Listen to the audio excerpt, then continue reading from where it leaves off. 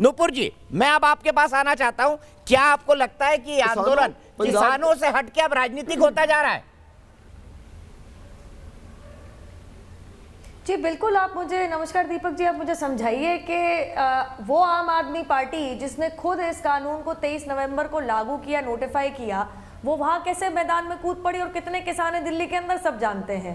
वो कांग्रेस पार्टी जिसने एक्चुअली ये बातचीत शुरू करी थी 2019 के अपने संकल्प पत्र में भी ये बात लिखी थी कि एपीएमसी हटाएंगे, मॉडल एक्ट एपीएमसी लागू करी थी, इतनी हद पार कर ली थी कि मैं आपको ध्यान दिलाना चाहूंगी कि एपीएमसी एक्ट से सब्जियां और फल डी नोटिफाइड, डी लिस्ट हो जाए, ये पहल भी कांग्रेस पार्टी की सरकार ने करी थी। और इतना भी बता दूं, इसमें इनके ही कांग्रेस के कद्दावर राज्य सरकारों ने सबसे पहले ऐसी, और समाजवादी पार्टी की उत्तर प्रदेश की सरकार ने सबसे पहले ये पहल करी थी कि रिफॉर्म्स होने चाहिए बड़े वाले, और ये खुले मार्केट के अंदर कंपेटिटिव प्राइस में बेचें, और इन किसानों की मर्जी होनी चाहिए। ये पुराने जमाने के कानून है, ये मर्जी और पसंद दबा रहे हैं हमारे गरीब किसानों की। तो मैं तो आज पूछना चाह रही हूं कि एकदम से यू टर्न कैसा? हाँ, ये जरूर है कि जब आम आदमी पार्टी और कांग्रेस पार्टी के कार्यकर्ता और बड़े बड़े नेता एक दूसरे से झगड़ने लगते हैं प्रोटेस्ट साइट के ऊपर, जब दादी आ जाती है शाहीन बाग की, पता नहीं क्या लेन देन था, शायद एक और मैगजीन में अपना चेहरा देखना चाह रही थी, जब वो टपक पड़ती है ऐसे प्रोटेस्ट साइट पे, मैं तो इतना पूछना चाहती हूं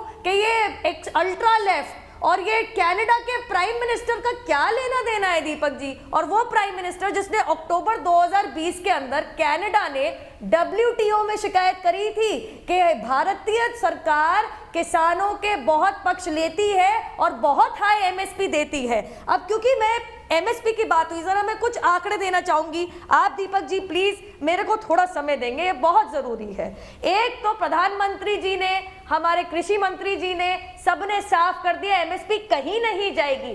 MSP सरकारी स्कीम है, जैसे आयुष्मान भारत एक सरकारी स्कीम है, जैसे PM किसान योजना एक सरकारी स्कीम है। आपने ये बोल दिया प्रधानमंत्री ने तो ये भी कहा था, वो भी कहा था, करा कुछ नहीं। आप मुझे इतना बता दीजिए, राम मंदिर बनाने की लड़ाई और भूमि पूजन किस प्रधानमंत्री ने किया?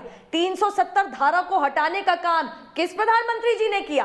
3 तलाक को हटाने का काम किस प्रधानमंत्री जी ने किया? उसको क्रिमिनलाइज करने का काम किस प्रधानमंत्री जी ने किया? और आप किसानों को एक मिनिमम सपोर्ट प्राइस आगे बढ़ा के दिया, आपको 6000 रुपए आपके खाते में दिए। अरे कुछ किसानों के तो खाते तक नहीं होते थे जनाब। कम से कम ऐसे तो ना बोलिए टेलीविजन के ऊपर कि इन प्रधानमंत्री ने कुछ नहीं किया। जो कहते हैं अपने संकल्प पत्र में वो करके दिखाते हैं। लेकिन बहरहाल मैं जरा कुछ आपको आंकड़े देना चाहूंगी। MSP कांग्रेस की UPA 2 की सरकार के कंपैरिजन में, मतलब कि अगर उसकी समानता बनाए तो UPA 2 सरकार और NDA 1 सरकार 2019 तक MSP में क्या फर्क है? पैडी मतलब चावल 2.5 गुना बड़ा है MSP, हमारी सरकार ने, मोदी जी की सरकार ने 2.5 गुना ज्यादा दिया है। वीट मतलब गेहूं में 1.25 गुना बड़ा है। पल्सेस मतलब दाल 75 गुना बड़ा है MSP UPA 2 सरकार से NDA की सरकार में। और ऑयल सीड और कोपरा मैं आपको बता दूं तो 10 गुना बड़ा है। तो कृपया करके ये ना बोले। और पंजाब की बात अगर मैं कर लूं तो जितना चावल पंजाब में उगता है, पैडी उगता है, उसमें से करीबन, अभी मैं टीवी पे सुन के आ रही हूं, 90% से अधिक MSP में सरकार ने प्रोक्योर किया है। MSP आपसे कोई नहीं हटा रहा, आपकी पसंद, आपकी मर्जी के लिए आपका मार्केट बढ़ा दिया है। आप सरकार में बेचे तो, आप प्राइवेट में बेचे तो, आप ना बेचे तो, आपकी मर्जी है। कृपया करके ये एक झूठा इल्जाम कि कुछ नहीं हुआ, जबकि ये अक्टूबर और नवंबर के आंकड़े मैं आपको बता रही हूं, कृपया करके हाथ जोड़ के बोल रही हूं, ये ना कीजिए।